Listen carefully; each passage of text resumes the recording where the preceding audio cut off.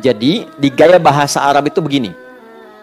Kalau ada orang ragu dengan sesuatu informasi, maka kita ingin meyakinkan supaya keraguannya hilang.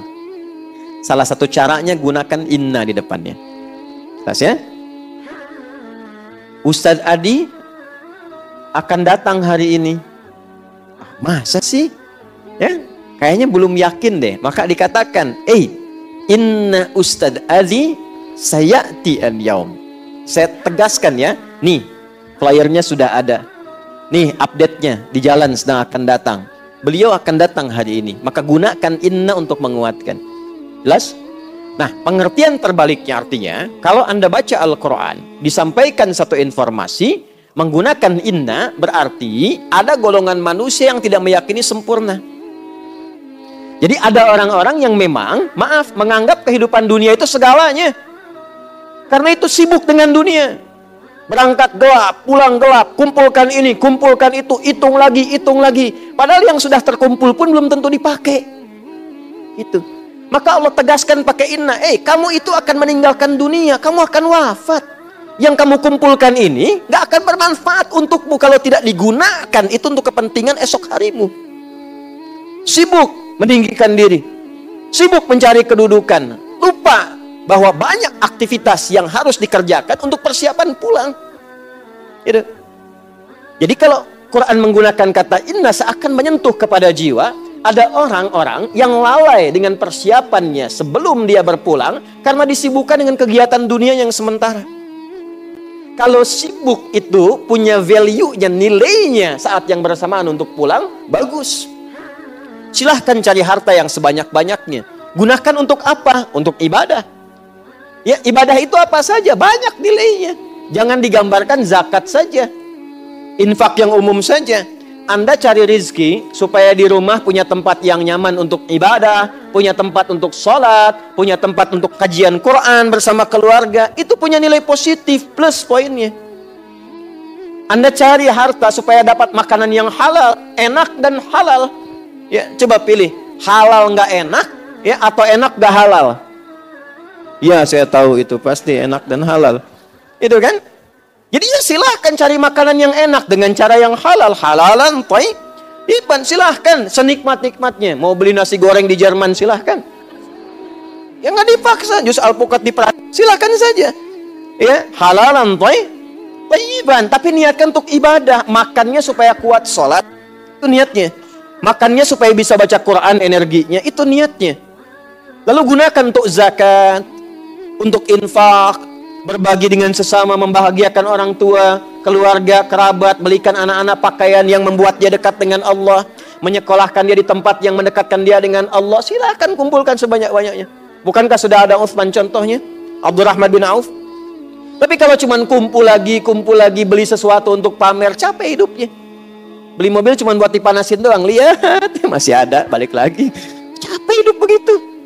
Ya. Beli pakaian cuma buat ditontonin doang, lucu. Tawa dulu. Beli pakaian dipoto, ceklik, terus diupload deh di Instagram. Alhamdulillah dapat rezeki baru, dipakai? Enggak. Gantung lagi. Ya, kan kurang sehat tuh. Iya kan? Capek, jadi tersiksa hidupnya, capek cuman begitu saja.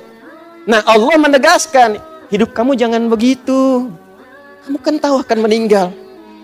Tapi memang agak aneh nih manusia seperti ini nih. Jadi kalau sudah terakumulasi nafsunya, tertutup nanti akalnya. Jadi akalnya dipakai untuk dunia saja. Jadi kalau ditanya, jawab dia.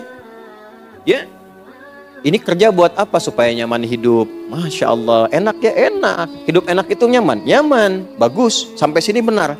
Tahu kan Bapak akan meninggal? Tahu. Udah tahu kapan? Enggak. Persiapannya udah ada? Belum sih. Tahu meninggal, nggak tahu kapan pulang, tapi nggak punya bekal. Aneh. Makanya Allah gunakan di sini inna untuk meyakinkan. Hei, inna. Karena itu harfun nasbin. Nasabnya didahulukan sebelum taukid. Nasab itu di fikihullah gini. Saya sering sampaikan. Nasabar rajulu asahu fil ardi. Seorang menancapkan tongkatnya dengan kuat, menghunjam ke bawah sehingga nggak goyah.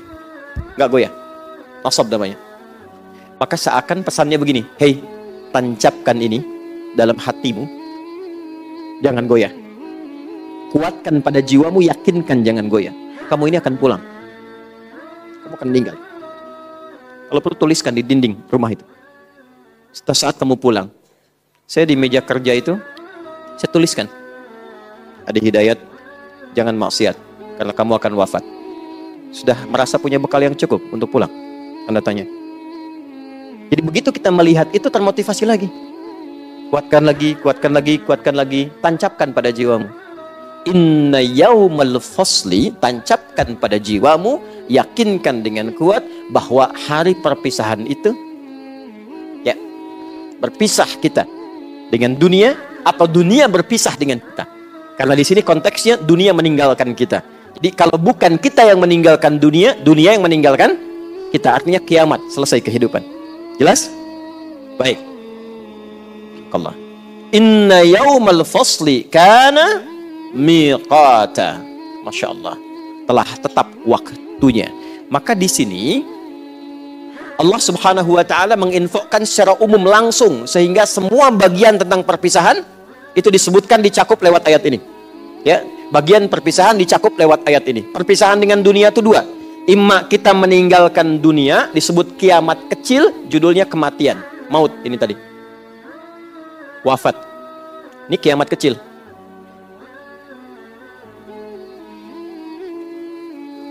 Atau kiamat besar, dunia yang meninggalkan kita, hancurnya dunia. Ya, hancurnya dunia. Sudah?